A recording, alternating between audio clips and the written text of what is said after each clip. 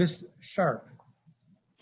Thank you, Chairman Middleton and Committee of Whole, for allowing me to speak today. My name is Destiny Sharp, and I'm from Uptown. I was born and raised in Washington, D.C. in Ward 4, and I'm the Economic Justice Organizer for Spaces in Action. I remember when Mayor Bowser was then Council Member Bowser, and my parents felt safe in the neighborhood that we lived in.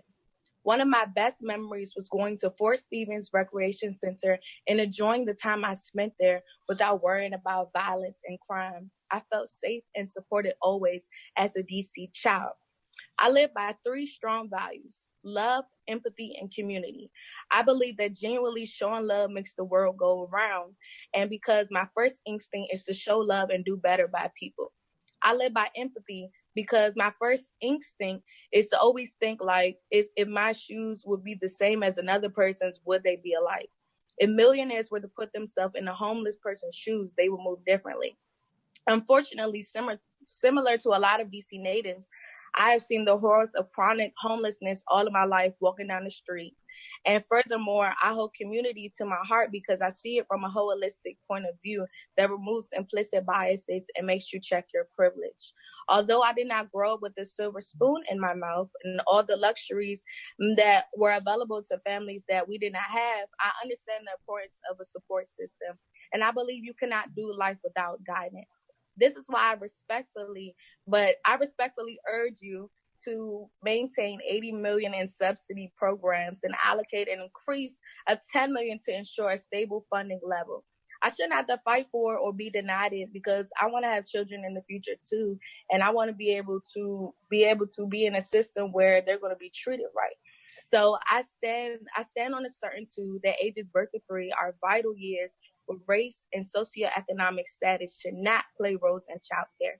Generally, there have been more than 500 infants and toddlers under age in DC, and only about 76,000 licensed childcare slots available.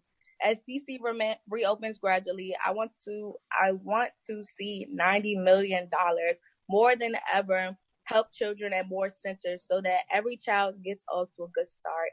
This money will go towards trauma care, additional staffing for kids and families, staffing to cover social distance factors, additional cleaning supplies, protocols, and etc. Now, $10 million is not sufficient, but it's a good start. And the 1973 Home Act rule gives me the right to demand the council to provide strong, innovative, effective leadership for the benefit of residents across the city. By increasing childcare subsidies by $10 million, subsidy expansion will be available to additional children and toddlers and boost the essential childcare economy and pay workers more in the process, allowing them to earn higher wages due to the new competitive salary once it is funded. With this amount of money and support, I surmise that maybe we can have a Banneker in Southeast one day. Thank you for the opportunity to allow me to speak. DC Babies Matter and childcare is essential.